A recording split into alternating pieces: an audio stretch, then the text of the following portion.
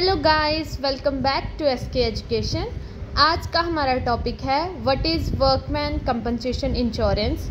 इस टॉपिक में हम इसका इंश्योरेंस पॉलिसी पढ़ेंगे कि ये वर्कमैन कंपनसेशन इंश्योरेंस है क्या, इसका एक्ट पढ़ेंगे और ये कंपनसेशन कितनी अमाउंट में किस किस केस में कैसे दी जाती है, ये सब हम इस टॉपिक में कवर करेंगे। वीडियो स्टार्ट करने से पहले आप मेरी वीडियो को एक लाइक और शेयर ज़रूर कर देना, चैनल को सब्सक्राइब कर देना, बेल आइकन प्रेस कर देना। चलिए वीडियो स्टार्ट करते हैं। वर्कमैन कंपनसेशन इंश्योरेंस, चलिए इसका मीनिंग पढ़ते हैं कि ये पॉलिसी क्या है। Workman compensation is the insurance coverage given by an employers to its employees. ये एक तरह की इंश्योरेंस कवरेज है जो कि हर एम्प्लॉयर द्वारा उसकी एम्प्लॉयज को दी जाती है। मतलब हर एम्प्लॉयर्स अपने वर्कर्स को ये इंश्योरेंस पॉलिसी देता है। क्यों देता है ये insurance policy? It covers an employer liability for accident, injuries और fertility suffered by employees while at work. कि काम करते टाइम अगर किसी भी वर्कर के साथ कोई एक्सीडेंट हो जाए या फिर उसकी कोई इंजरी हो जाए या फिर उसकी डेथ हो जाए, तब ये इंश्योरेंस कवरेज जो है उस वर्कर को दी जाती है या फिर उस वर्कर की डेथ के बाद उसके डिपेंडेंट को दी जाती है। उनको फाइनेंशियली सर्विस प्रोवाइड की जाती है, मेडिकल सपोर्ट दी जाती है अगर उनको कोई इंजरी होती है या फिर वो कुछ से काम के लिए डिसेबल हो जाते हैं। इसलिए ही वर्कमैन कंपनसेशन इंश्योरेंस मैंडेटरी है, हर एम्प्लॉयर को अपने हर एक वर्कर्स को ये दी जाती है एज अ कवरेज। होप आपको वर्कमैन कंपनसेशन इंश्योरेंस का मीनिंग क्लियर है। अब ये इसका एक्ट क्या है ये भी हम पढ़ लेते हैं। वर्कमैन कंपनसेशन एक्ट 1923 क्या है, चलिए पढ़ते हैं। The workman's compensation act 1923 now renamed as the employer's compensation act 1923। मतलब कि वर्कमैन कंपनसेशन का न्यू नाम है एम्प्लॉयर्स कंपनसेशन एक्ट 1923। ये इंडिया का की लॉ है जिसमें क्या इंश्योर किया जाता है कि हर एक वर्कर्स को कंपनसेशन मिलनी चाहिए। कौन कौन से केस में उनको कंपनसेशन मिलनी चाहिए? In the case of personal injury caused by an accident. काम करते टाइम अगर कोई एक्सीडेंट हो जाता है और उनको कोई पर्सनल इंजरी हो जाती है तब उनको ये कंपनसेशन मिलेगी हर एक वर्कर्स को। और कहाँ कहाँ कंपनसेशन मिलेगी? और in certain occupational disease arising out of and in the course of their employment.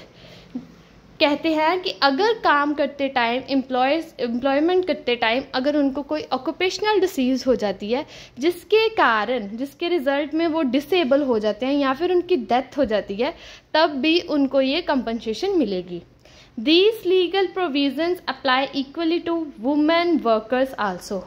ये नहीं है कि सिर्फ मैन्स वर्कर्स को, मतलब सिर्फ आदमियों को ही ये कंपनसेशन मिलेगी, ये इक्वली हर एक वुमेन्स के लिए भी सेम है। उनको भी ये इन केस में जो है वो इंश्योरेंस प्रोवाइड की जाएगी। नेक्स्ट इसका पर्पस। वैसे तो मैंने पर्पस को उनके मीनिंग में ही कवर कर दिया था, लेकिन फिर भी आपको समझा देती हूँ।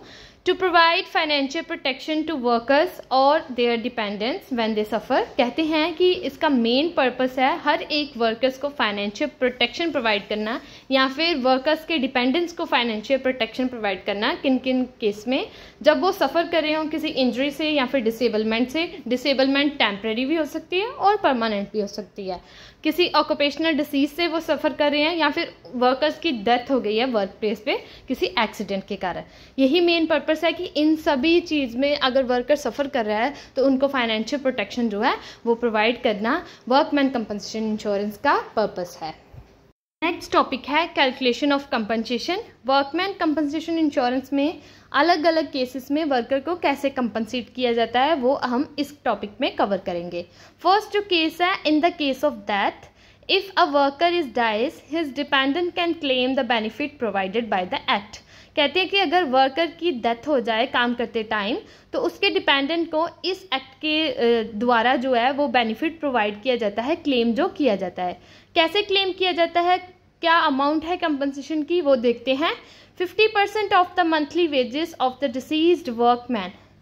मरे हुए व्यक्ति की वेजेस जो है, मंथली जो वेज है वो 50%, उसका 50% मल्टीप्लाई किया जाता है रेलिवेंट फैक्टर्स के साथ, वो अमाउंट, या फिर 1,20,000।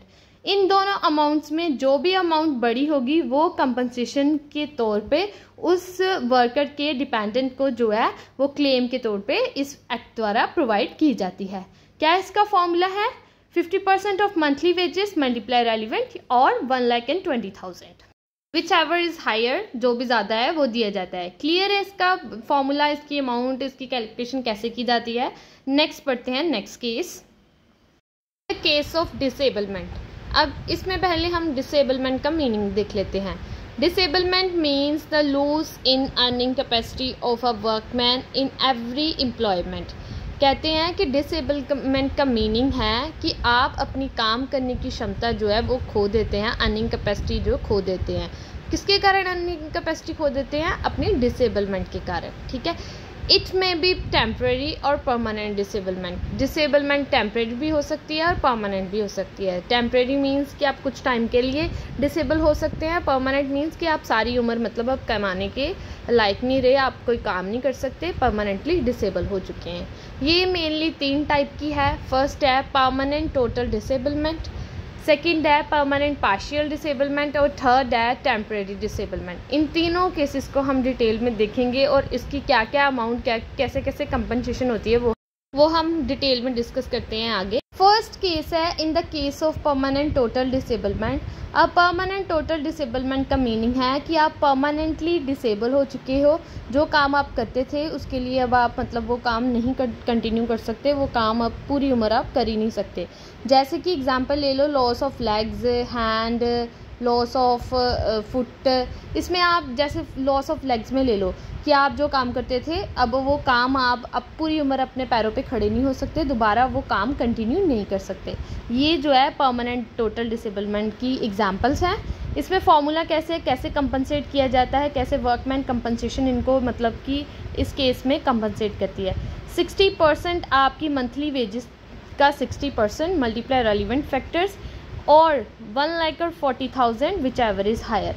इसमें इसका फॉर्मूला है कि आपकी मंथली वेजेस का 60% उसको मल्टीप्लाई करना है रेलिवेंट फैक्टर्स के साथ, वो अमाउंट, या फिर 1,40,000 अमाउंट। जो भी अमाउंट ज़्यादा होगी वो परमानेंट टोटल डिसेबलमेंट के केस में आपको दी जाएगी।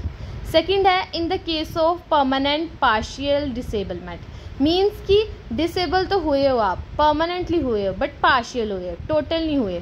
पार्शियल का मीनिंग जैसे लॉस ऑफ थंब, मीन्स कि आप फिर से किसी मीटिंग में मतलब जा सकते हो, अटेंड कर सकते हो मीटिंग, सिर्फ आपका थंब भी लॉस हुआ है, परमानेंट हुआ है, बट फिर भी आप कुछ हद तक जो है वो काम जो है वो कर सकते हैं।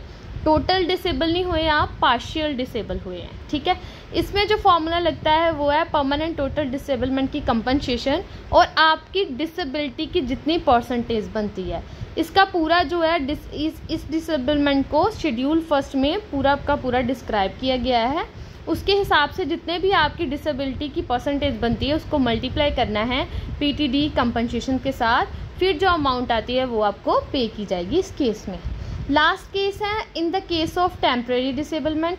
अब टेम्परेरी डिसेबलमेंट का मीनिंग जैसे ब्रोकन लेग, मतलब आपकी लेग टूट चुकी है काम करते टाइम, अब वो सर्जरी के बाद वो लेग जो है दोबारा ठीक हो जाएगी, बट कुछ टाइम के लिए वो मतलब आपकी डिसेबलमेंट हुई है, आप कुछ टाइम के बाद जो है फिर से आप काम कर सकते हो। इसमें फॉर्मूला कैसे लगेगा, कैसे आपको मतलब कंपनसेट किया जाएगा, जैसे 25% of monthly wages paid every 15 days during the period of disablement. जितनी आपकी मंथली वेज है उसका 25% आपको दिया जाएगा हर 15 दिन के बाद, जितनी देर तक आपकी डिसेबलमेंट है। मतलब period of disablement, during the period of disablement का मतलब है जितनी देर तक आपकी जो है वो ट्रीटमेंट डन नहीं हो जाता, आप ठीक नहीं हो जाते, उतनी देर तक हर 15 दिन के बाद आपको आपकी मंथली वेजेस का 25% इस कंपनसेशन के द्वारा पे किया जाएगा। होप आपको ये टॉपिक बिल्कुल क्लियर हो गया होगा। अगर आपको वीडियो अच्छी लगे तो प्लीज़ मेरी वीडियो को लाइक और शेयर ज़रूर कर देना, चैनल को सब्सक्राइब कर देना, बेल आइकन को प्रेस कर देना। Thank you so much for watching my video. मिलते हैं नेक्स्ट वीडियो में।